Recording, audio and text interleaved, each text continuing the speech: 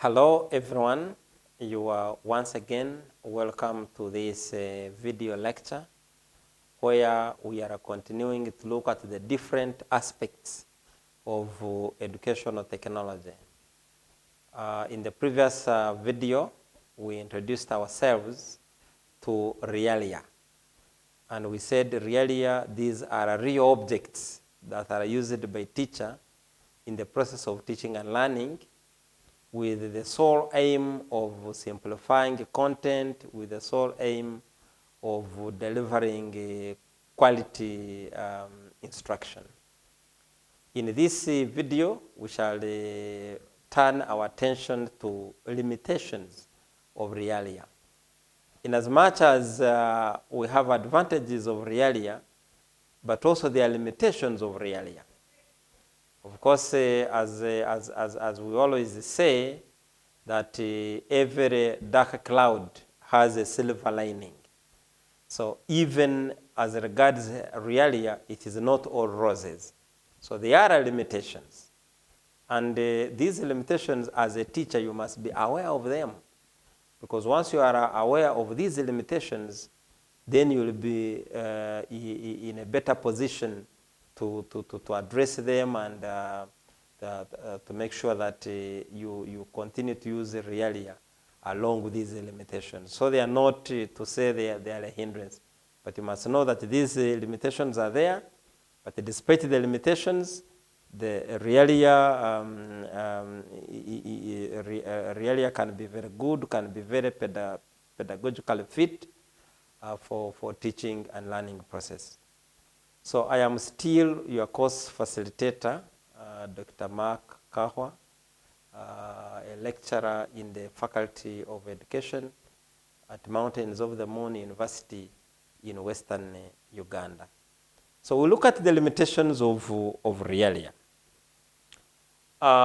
One is that some are perishable, hence they cannot be reused. If, for example, in your lesson you use fruits as your realia, if you use fruits in one lesson, or maybe if you are fortunate to use them in the second lesson, then you'll not be able to use them in the third or maybe in the fourth lesson. Or if you used them,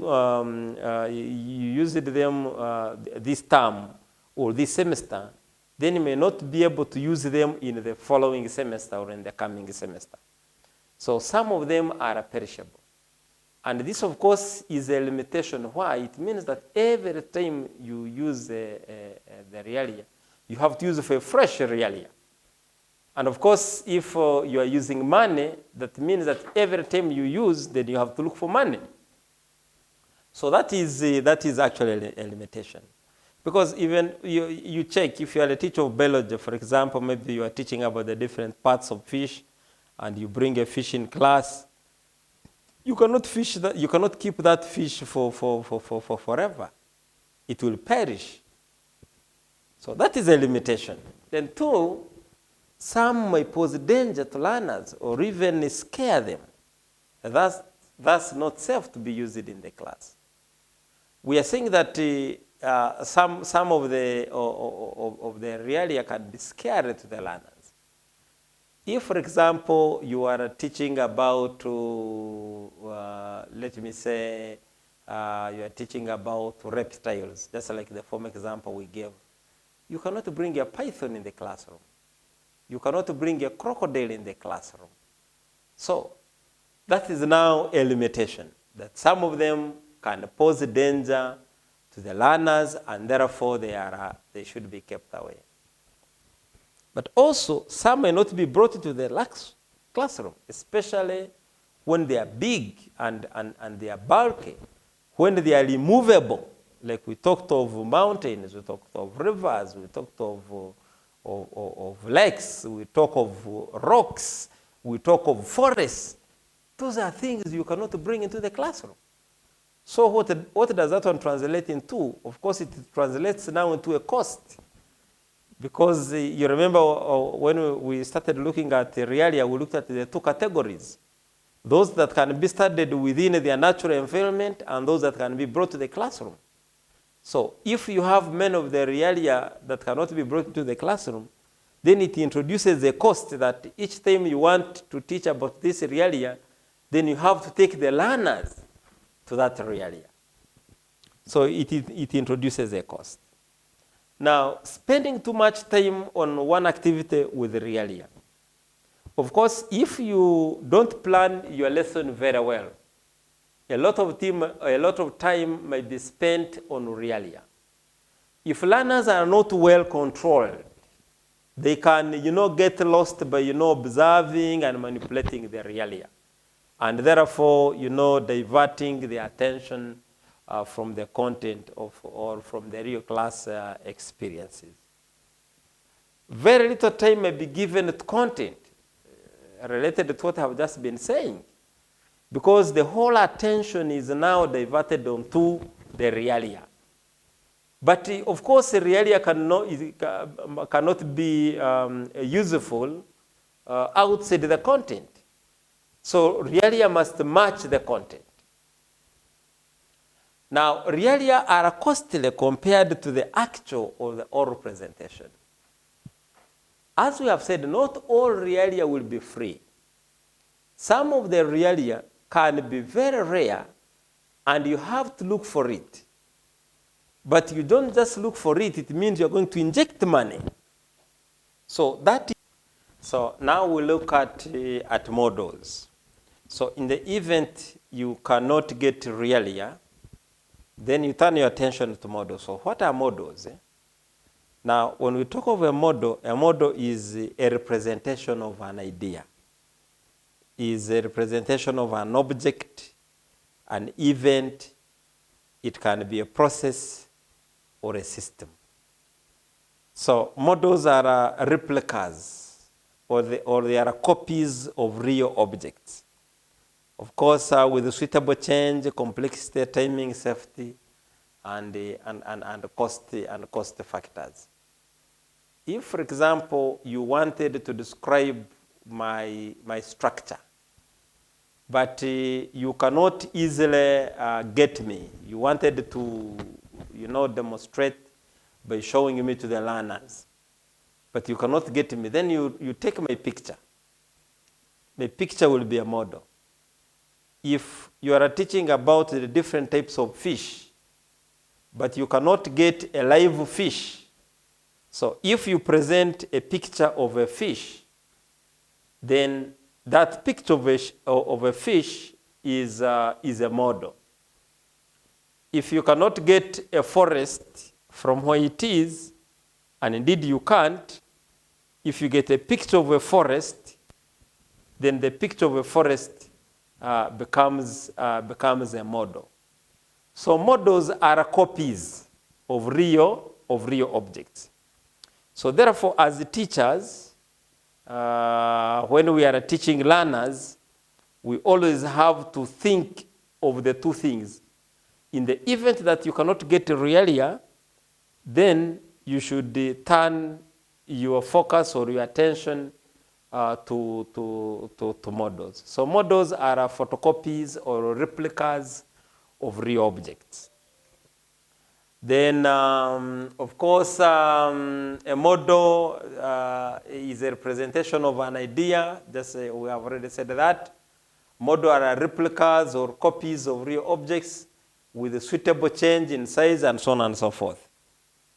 Now, we give an example because we said that a model can also represent a process. It can represent a system. So it can represent an event. It can represent an object. So if, for example, you wanted to know the life process that a caterpillar goes through, you may not demonstrate that physically, but if you drew a picture, then you'll get the life cycle of a butterfly. The life cycle, I mean the life cycle of a butterfly. So you will know that it begins with the eggs. Once you have the eggs, you have the larva. Then from the larva, you have the pupa. And then you have the butterfly. So that in itself is a model, because you may not practically present that life cycle. You may not present that life cycle. It's not possible, because it goes through a process. You just have eggs. After eggs, then you go to the larva. After the larva, then you go to the pupa. Then you go to the butterfly. And it takes time. So, for example, if you are demonstrating to the learners about the life cycle a butterfly goes through, then the only possible way of demonstrating it is by using a model, just like what we are showing there. Then making your own models. So as a teacher, you always have to think of making your own models with the use of the locally available materials. So of course, you use inexpensive materials. You can use cardboards, you can use metals, you can use wood to make up static models.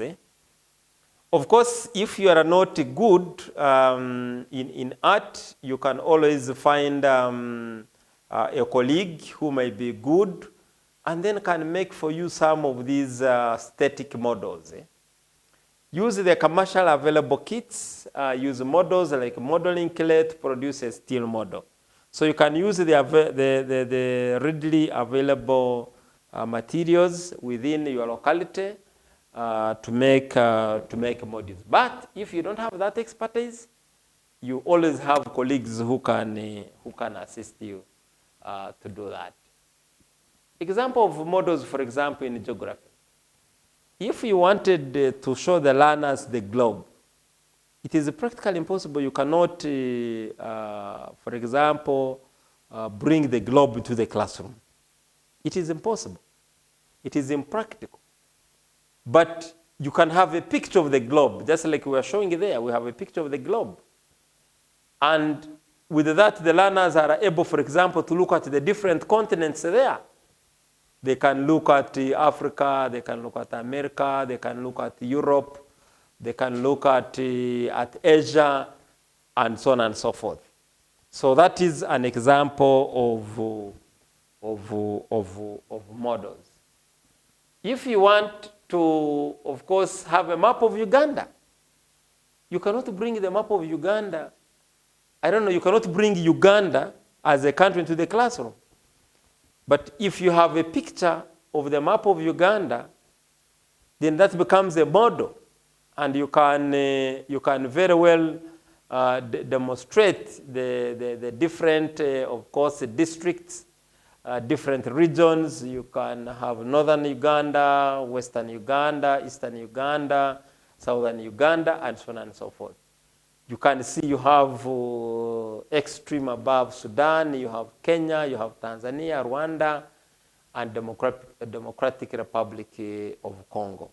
So that is a model. Of course, there we are saying examples of models in geography.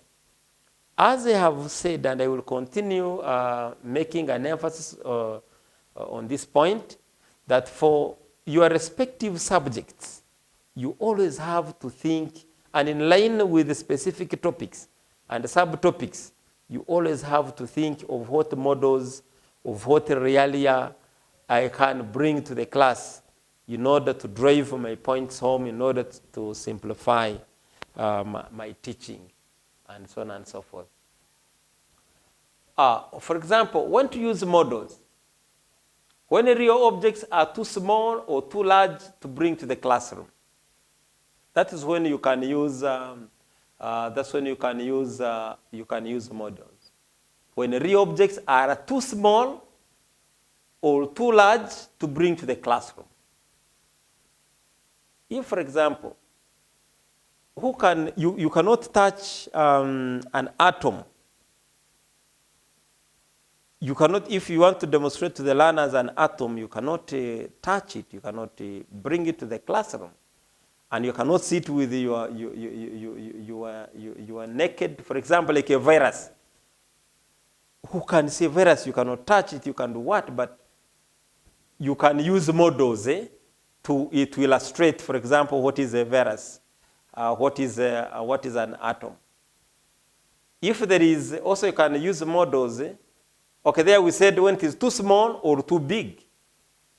For example, we have some animals there. Of course, those are extinct animals. For example, we have the mammoth. You cannot bring it to class. Can you bring an elephant to class? Can you bring a lion to class? So you might not. Can you bring a mountain to class? You might not. Now, physical inaccessibility. There are some realia that are not accessible. You cannot see them.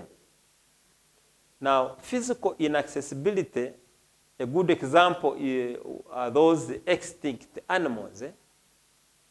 If you talk of the mammoth, if you talk of the dodo bird,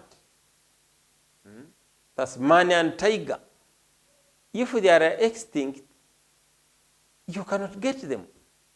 So what do? You bring a model. You bring a model. But physical inaccessibility may not only mean that there are extinct animals or extinct plants or extinct other objects, but there are those objects that are not easily accessible. You cannot get them. So what you do, you use models. If, for example, you're in class, you are a teacher of entrepreneurship, and you want to show the learners, for example, different currencies. So you may know, if you don't have dollars, physical dollars, what do? You can go on the internet and get some pictures which you can show to the learners. If you want to show them rands, how do rands look like? The currency used in South Africa. So you may not have the physical rands, but you can have pictures of rands, and therefore those will become models. So we use models when we have physical inaccessibility of the objects that we want to demonstrate. Abstract contraction, abstract ideas. For example, if you are talking about the Trinity, if you are a teacher of religious studies and you are talking about the Trinity, that you have 3 gods in one, that is a concept that is hard to understand. How can you have 3 gods in one? So, for example, how do you demonstrate that? Maybe you can demonstrate it using the sign of the cross, where you have God the Father, the Son, and the Holy Spirit. So normally, if you are representing abstract concepts, abstract ideas, the best thing to use is to use models. If you want to explain a process, then a process, the best way to demonstrate that is through the use of models. So that is what we mean when we say when to use models. When can you use models? So those are the different conditions under which you can use models. So we shall now take a small break, a short break, and when we come back,